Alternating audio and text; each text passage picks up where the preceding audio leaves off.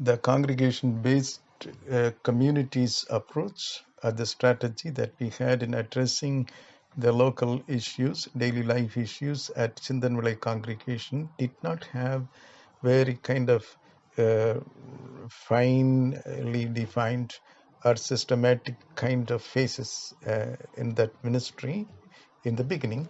However, I could see at least four different distinct kind of phases involved in that ministry. So for the first phase, we introduced and exchanged information on this particular approach in ministry. In that phase, first we had a very long-term kind of regular door-by-door pastoral visit to all homes, not only the congregation members, but also their neighbors in the local community.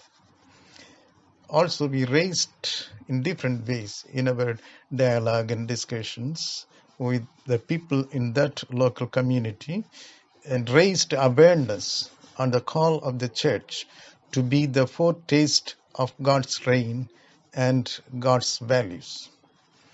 Also, we discussed the various ways by which or in which or through which we can identify and address the burning issues and needs of the people in their daily lives in that local community. And the worship and the ministry services, such as the prayer cells, the Bible study, and so on, in the local congregation, focused on the various needs and issues that were identified.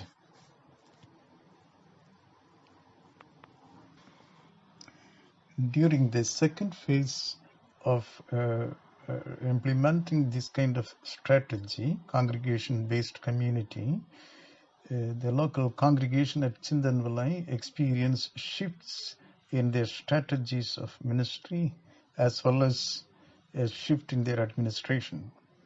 Being challenged, the congregation wrestled with designing strategies and they needed changes in administration.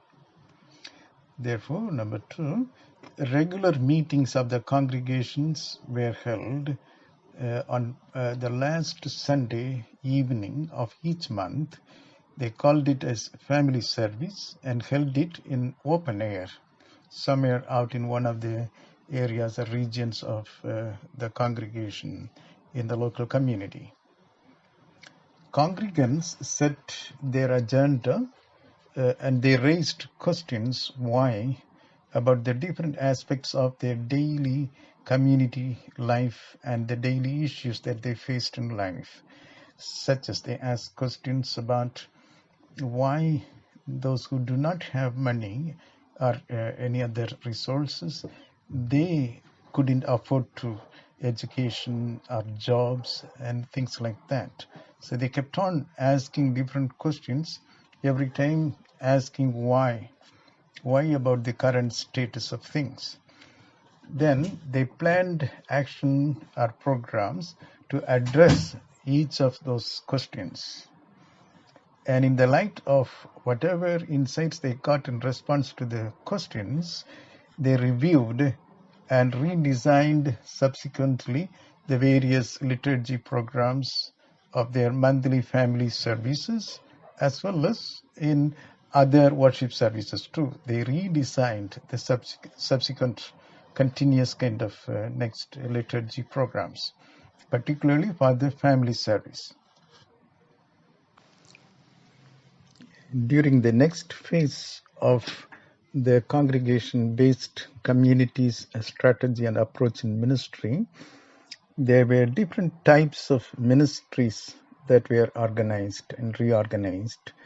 Basically, the whole phase, the following weeks and months, were focusing on initiating issues-related ministry groups. Types of ministries were reorganized, grounding on the needs and interests of the various categories of people in the community. For instance, the already existing traditional ministries such as the Sunday school, for instance, the admission and the activities of the Sunday school were open to any child in the local community. And also there were other ministry groups addressing their daily day-to-day issues such as illiteracy, employment, unemployment, the joblessness, and other issues. For every issue that were strongly felt, the local congregation set up a particular issue-related ministry group. Secondly, they appealed and worked with the committees that were working at wider level in the Church of South India. They worked with pastorate and regional level committees within the Church of South India. They were seeking assistance in human resource development, for instance, to train and to provide necessary kind of information and resource to the leaders and organizers. They could draw the kind of support from these wider pastorate or further wider level, regional level committees of the Church of South India. They also structured the network among the congregations within a particular pastorate in which Chindanvali, that particular church, was a part of, and at the level of regional congregations in the Church of South India could still be strengthened with kind of network. Particularly in the local congregation, they had now set up a stewardship committee that coordinated all the kind of initiatives and proposals that came to organize ministry or around which we could set up ministry groups. Meaning, in the local congregations, to coordinate the various kinds of ministries in response to the issues, we set up a stewardship committee, picking up the volunteers both from the congregation as well as from outside in the local community. So this stewardship committee picked up the various proposals and made some recommendations to the church committee, and they worked together along with the church committee, the local church committee, who administered everything of the local congregation. The stewardship committee worked with the church committee throughout the year, month after month.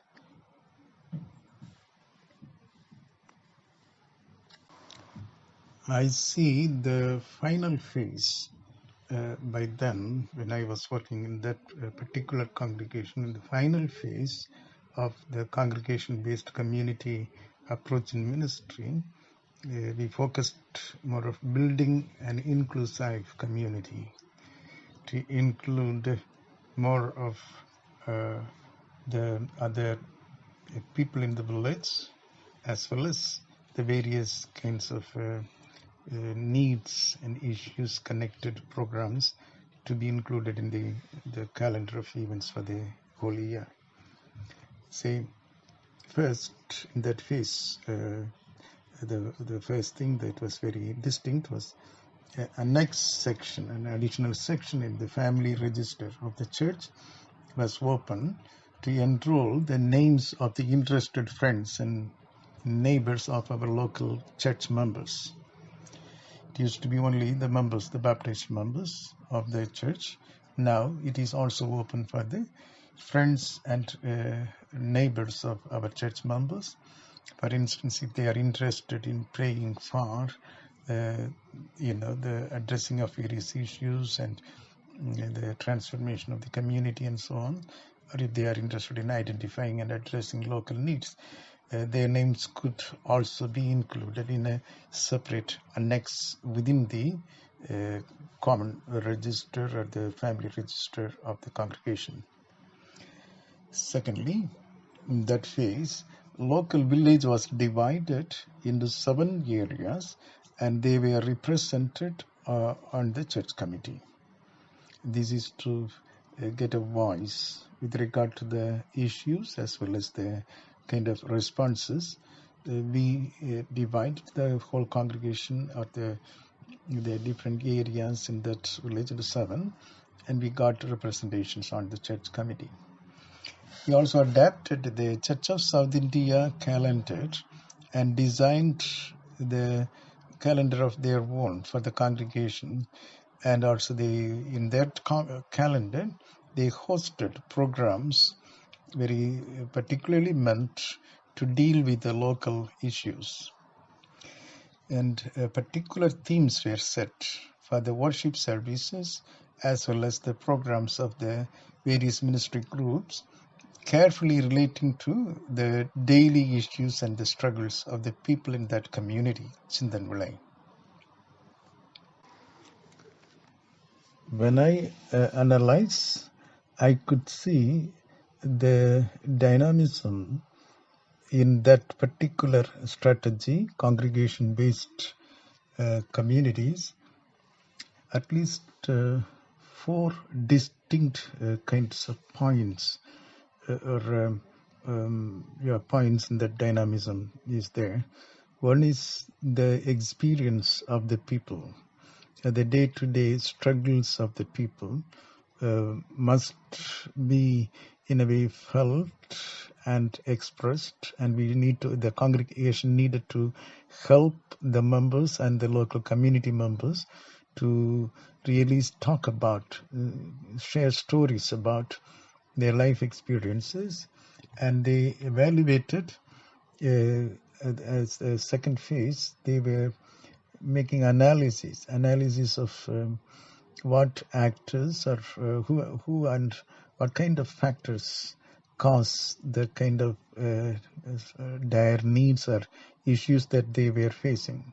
So the second basic point in that dynamic of working together is analysis or social analysis.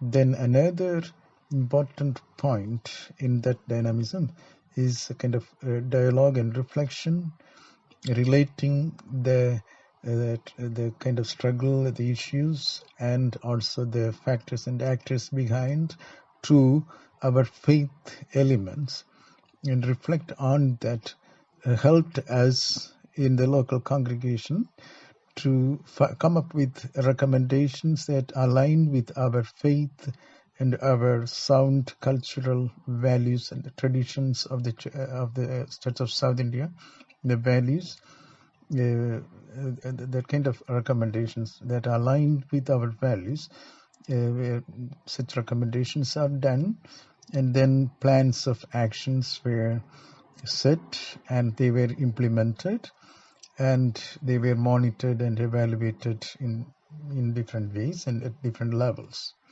So this dynamism was behind the congregation-based community.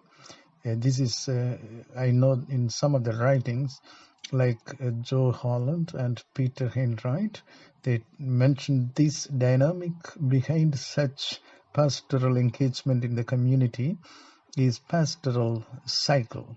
Later on, Maria Zimmerman calls it as pastoral spiral, because after the dialogue and discussions of the whatever issues and the causes, the factors and the actors behind, in the light of the theological elements or the values that people cherish, then they really, because of the recommendation and the plan, they move forward in being very prompt and responsive in addressing the issue, and in participating, many people joining and participating, the whole community little by little engaging. Therefore, it becomes a kind of spiral kind of experience. So it is called pastoral spiral by other writers as well. So that's the kind of dynamic and the various points in the dynamism that I could see behind the congregation-based communities strategy.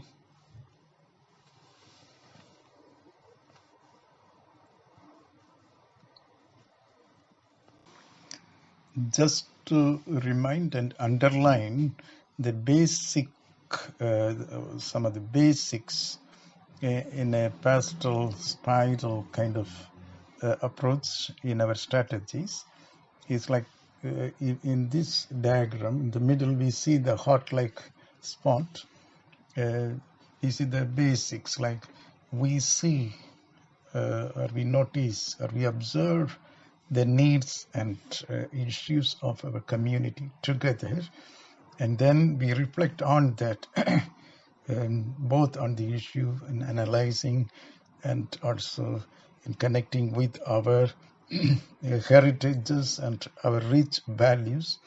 We reflect and then we act in response. See, judge or reflect, judge and reflect, or reflect and judge, and then act upon. And also another, we can see the important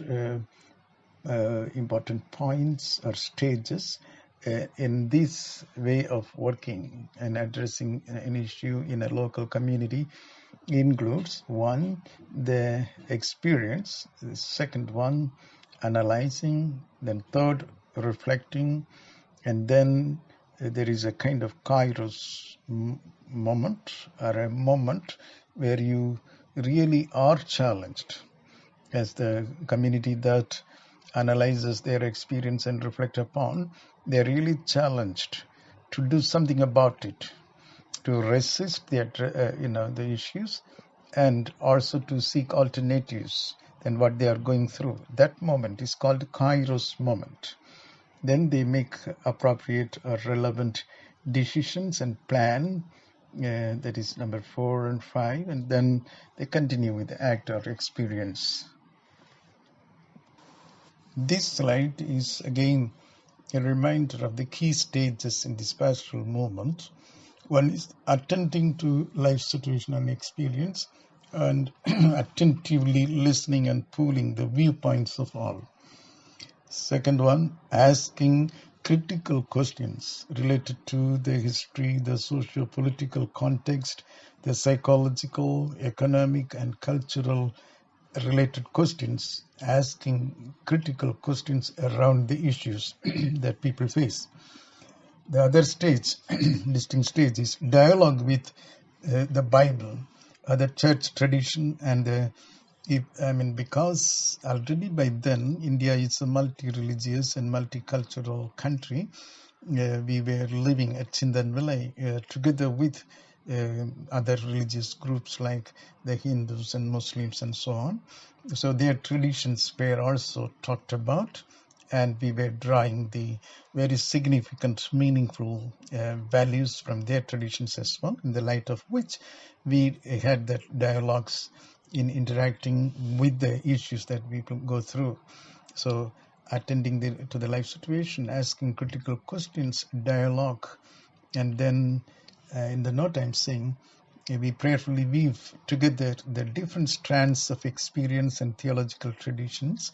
We experience the special moment of insight or kairos, moving from reflection to very concrete and resolute and collective action. And then another stage is deciding collectively and resolutely. In the planning and strategizing as well as implementing is the next important stage.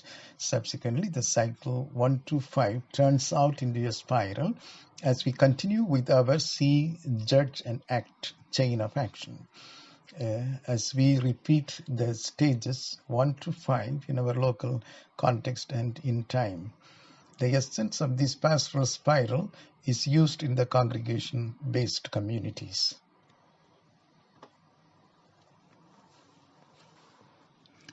This is just to recall the various major phases while we begin to organize for the first time. When we organize a community-based congregation, we focus first, or we begin with dialogue and awareness raising. And the next important point or phase is making a shift in strategy and administration of the whole life and ministry of the congregation within the local community. And then the other important phase is initiating issues and needs related ministry groups, as we have seen earlier. And the next important point that we reach while we organize for the first time, and again when we review and so on, is the building an inclusive community. at different wider levels. We include the other groups around the local community. And also we go for the phase number 5, networking and also building connections through the digital or cyber phase, through electronical medias and so on, networking and including and building up a digital community.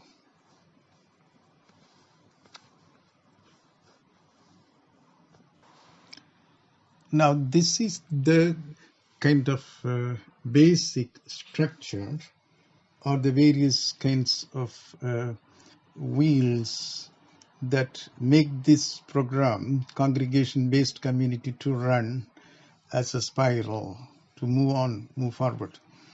First bottom point or bottom axis, in a way, the wheel, is family service.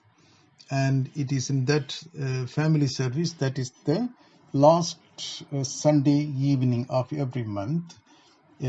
People meet in the open space, open air, in the village, local village, together with whoever from the community can attend.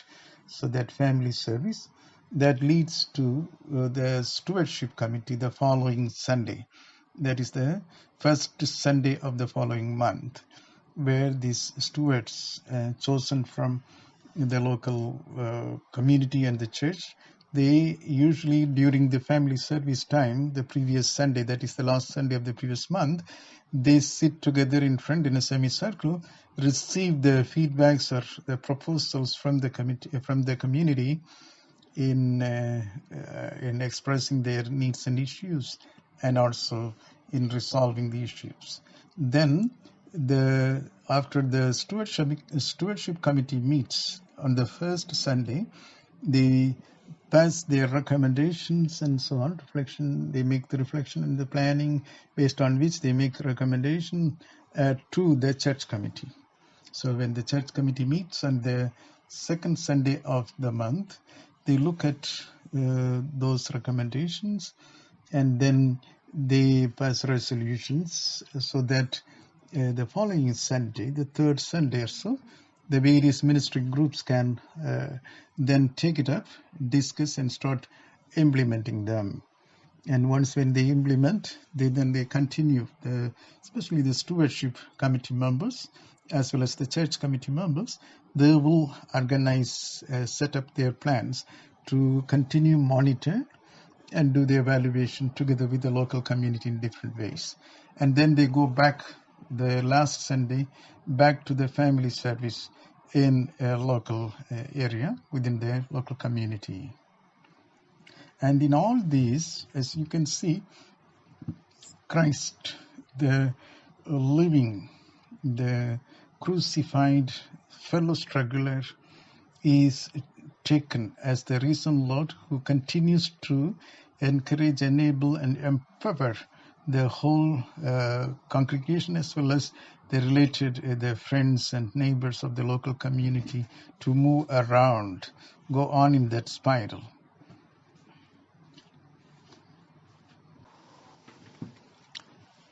So this phase, a special phase that is nowadays included in the congregation-based community approach, or the strategy in addressing the impacts of socio-political issues, including secularization and globalization, is a special phase. It is relating to the digital area of life, sphere of life. So this phase could be called a congregation-based digital community phase. We include all these medias like emails, YouTubes, videos, Facebook, Twitter, blogs, and forums. Such digital media are God's gifts to humanity. If utilized in serving persons, communities, and environment, especially serving the most disadvantaged and vulnerable groups, then these media are seen and experienced as God's gifts to humanity. Especially, they are the best resources for us to serve humanity, to glorify God. They give access to a world of ideas knowledge at our fingertips, as we know. Church members are in any part of the world today. Christ, the head of the church, and the Lord and Savior, as our liberator of life, is present and active throughout the world. So, church members, together with the local communities across the world, could be connected to a local, particular congregation in its response, in making response to the socio-political and other issues locally. And in this way, eventually, they will be contributing in one way or other to the ministry of addressing such issues at global level. Here we something more about the congregation-based digital community, in particular the benefits of utilizing the electronic medias and the cyberspace. Number 4, there, to avoid the kind of new, quick, instant kind of ways of people belonging and then divorcing, breaking off from a particular membership to a particular group or family and so on, to avoid that kind of quick ways of belonging and to change the risky kind of relationships into very responsible or just and sustainable kind of relationship to be built. Also, this helps to open avenues for evangelism and mission in a more effective, more rich, more vital levels. And also it helps to launch activities to give and receive feedback on their reflection and the events that are conducted or introduced at different locations around the world in connection, in mutual kind of cooperation, collaboration. It also helps to connect communities across differences such as religion, race, gender, culture, and the like. So, thank you, my brothers in Christ. Hope it sounds an interesting approach and kind of effective and rewarding approach in addressing issues and contributing to our discipleship and in mission of God in the local community. Now, in this final week or the final days of our semester, the remaining days in this week, the final week, semester 1B learning, we will work on especially two projects. One, the special reflection paper, as you know, and a chosen theme that we are doing. Remember, the submission date is on Friday, coming Friday. And the other one is we continue to develop that paper into a term-end research paper and submit it on the 15th of June.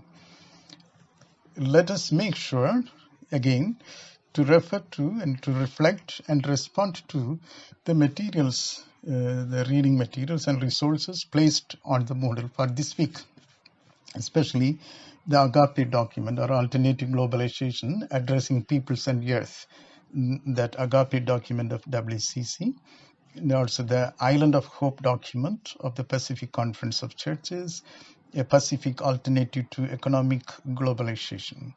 And also please look at the sample statements of the Pacific Conference of Churches responding to globalization and other issues in the Pacific, the corruption and other issues in the local region, Pacific region. Please have a look at them.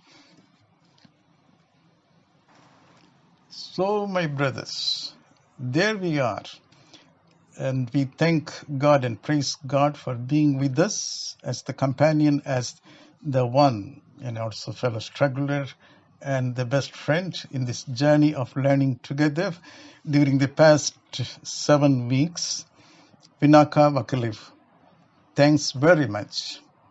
Let's continue to do the very best in God's ministry, friends and brothers. God has done the very best for us. Let's remember that always. God bless.